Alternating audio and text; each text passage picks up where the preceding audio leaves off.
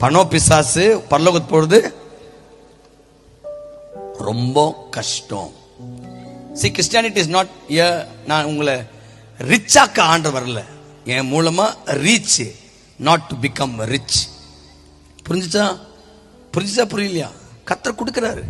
நான் திரும்பி சொல்றேன், அந்த நோக்கத்தோடு வரக்கூடாது. கொடுக்கட்டும். எனக்கு தெரியல, மைண்ட் செட் தெரியல, இதெல்லாம் நடக்கும், ராஜுபடி எல்லாம் வருவான்னு தெரியவே தெரியாது, எனக்கு தெரியவே தெரியாது. ஏதோ ஒரு மூலையில ஆண்டருக்காக வாழணும்.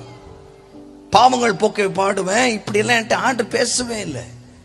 ஏதோ ஒரு இடத்துல என் மைண்ட் ஃபுல்லா ஒண்ணுதான், பாவம் செய்யக்கூடாது. ஆண்டவரே நீங்க கூட இருங்க, நான் திரும்பி பாவத்துல போயிடுவேனோ, அந்த குடிக்குள்ள போயிடுவேனோ, இச்சையில போயிடுவேன்ற பெரிய பதட்டம், பயம் என்கிட்ட இருந்துச்சு.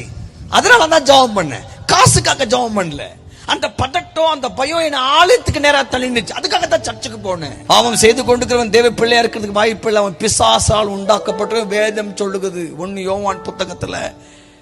அவருடைய வருகையில் நம்புகிறவர்கள் அவர் சுத்த உள்ளவர் போல் தன்னை கூட அவன் சுத்திகரித்துக் கொள்வான் என்று வேதம் சொல்லுகிறது.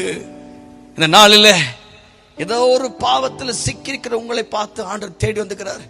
நீ சபைக்கு போகிறாய், நீ ஆண்டரை ஏற்றுக்கொண்டுகிற, இன்னும் அந்த பாவத்தை வெறுக்காமலே சபைக்குள் உட்காருவதனால எந்த லாபமும் இல்லை. அவருடைய வருகையில் நீ கைவிடப்படுவாய், அவருடைய வருகையில் கைவிடப்படுவாய். சகோதரா, சகோதரி, அவருடைய வருகையில் கைவிடப்படுவாய். இந்த பூமி உனக்கு சொந்தம் இல்லை. இந்த பூமியில நீ எதை சம்பாதித்தாலும் அதை விட்டு விட்டு போக வேண்டும். பரலோகம் தான் என்னுடைய சொந்தமான வீடு, எனக்கு உகந்த இடம் பரலோகம். எனக்குள்ள பரிசுத்தாவி வந்துருச்சு. அந்த பரிசுத்தாவி, அந்த அபிஷேகம் என்னை மற்றவங்களுக்கு ஆசீர்வாதமாய் மாற்ற கற்றுக் கொடுக்கிற பரிசுத்தாவி உணர்த்த